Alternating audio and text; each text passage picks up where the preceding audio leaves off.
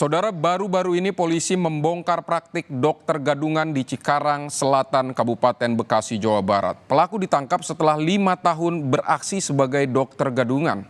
Bagaimana bisa pelaku menipu masyarakat selama bertahun-tahun? Ikuti penelusuran jurnalis Kompas TV Nanda Aprilia. Pelaku inisialnya ITB. Itu inisial sebagai dokter. Nama asli inisialnya SM. Sejauh ini sudah ada pasien yang Mas Ingwi obati, komplain nggak sih Mas? Belum ada.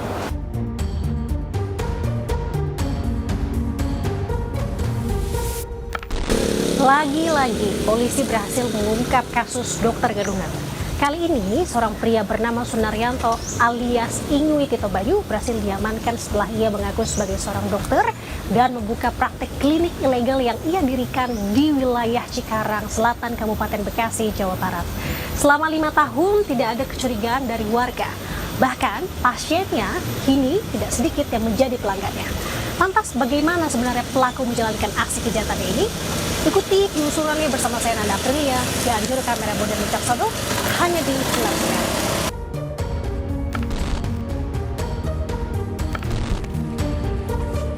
Pertengahan Maret lalu, polisi membongkar praktik dokter gadungan di Cikarang Selatan, Kabupaten Bekasi, Jawa Barat.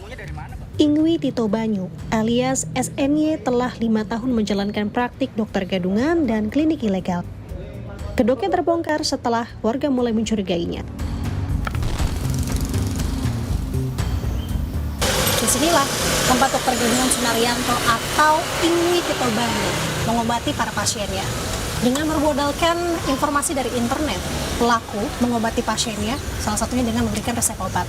Nah, kalau secara lebih lebarnya lagi, saya gambarkan di sini saudara, bahwa sebenarnya klinik dari pelaku ini berada di dalam pemukiman warga. Artinya, kalau saya lihat dan gambarkan sebenarnya merupakan pemukiman yang padat penduduk. Nah, kita akan tanya dan kita akan kulik lebih dalam lagi apakah ada korban yang berada di sekitar lokasi yang juga pernah berobat di sini. Ikuti penelusurannya. Beroperasi sejak tahun 2019 silam, klinik Pratama Keluarga Sehat milik pelaku memiliki pasien yang lumayan banyak. Sejumlah warga di sekitar klinik ilegal ini pun pernah jadi pasiennya. Salah satunya Ade, yang merupakan tetangga tersangka. Ia kerap mendapatkan biaya pengobatan dengan harga murah dibanding pasien lain. Ade mengaku tak menaruh curiga lantaran pelaku kerap membagikan kartu kuning ke warga kurang mampu untuk pengobatan gratis. Kalau ke saya kebetulan deket, murah. Tapi kalau dengan warga-warga yang lain mahal, karena kan dia dulu satu gang ya tinggalnya sama saya ya. Nah, jadi karena mungkin tetangga deket, jadi dimurahin, Mbak. Waduh, kesel banget sih, kesel banget, Mbak. Ya kan, ya karena merasa dibohongin lah, ya kan. Kalau umpamanya Mbak sendirilah kalau dibohongin sama orang deket sendiri aja kan perasaan gimana kan? Apalagi kita saya pernah apa sih dimasukin selang ya ke dalam ini kan saya kencing batu, katanya sih kencing batu, tapi nggak tahu deh namanya dokter gadungan, nggak taunya jadinya jadi apa deh.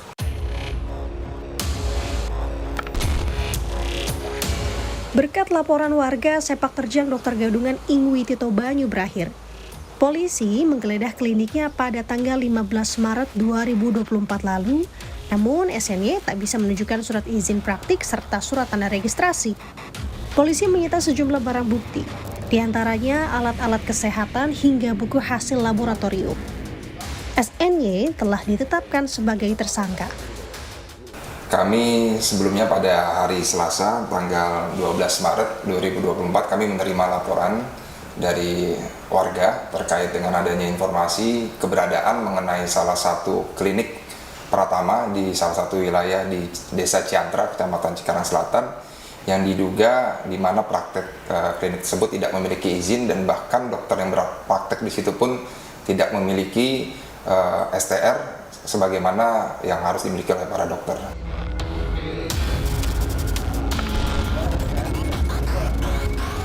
Sebelumnya, polisi bekerja sama dengan ID dan Dinas Kesehatan Kabupaten Bekasi telah memastikan tersangka bukan merupakan seorang dokter. Kliniknya pun terbukti ilegal. Demi meraup untung, SNY nekat menggunakan surat-surat palsu, termasuk identitas abal-abal. Dalam praktiknya, SNY memperkerjakan 2 karyawan. Namun, keduanya tidak mengetahui bekerja pada klinik ilegal. Semakin yakin bahwa dengan dia berpraktek, dengan mengaku sebagai dokter, selain tadi modusnya dia ingin dikenal oleh masyarakat, dan memang faktor utamanya adalah faktor ekonomi, Mbak. Itu, Mbak. Dan memang tadi saya bilang di awal, dia membaur dengan masyarakat. Seperti itu, dia memberikan kegiatan-kegiatan sosial berupa pengobatan gratis kepada masyarakat yang kurang mampu dan yatim piatu, seperti itu, Mbak. Sebelum menyamar sebagai dokter, tersangka tidak memiliki pekerjaan alias pengangguran.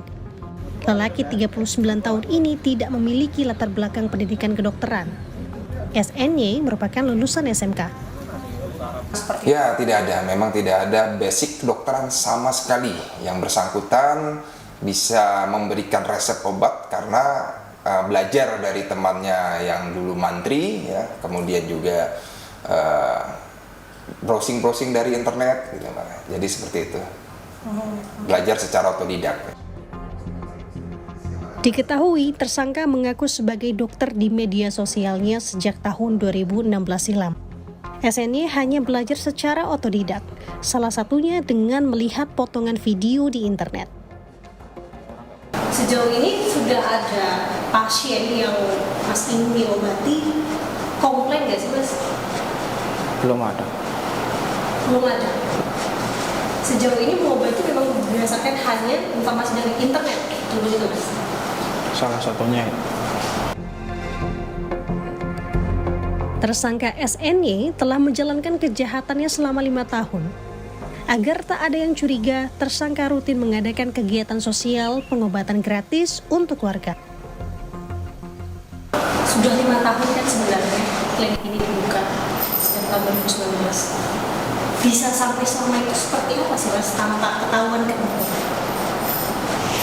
Ya, klinik kan ada buat membantu warga sekitar juga, buat pengobatan gratisnya, sama ya intinya buat sosial lah, buat di lingkungan.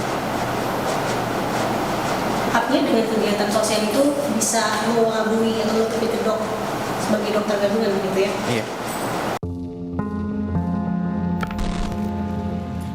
Praktik dokter gadungan di klinik ilegal berisiko tinggi. Nyawa pasien bisa jadi taruhan. Akibat perbuatannya, tersangka SNY dijerat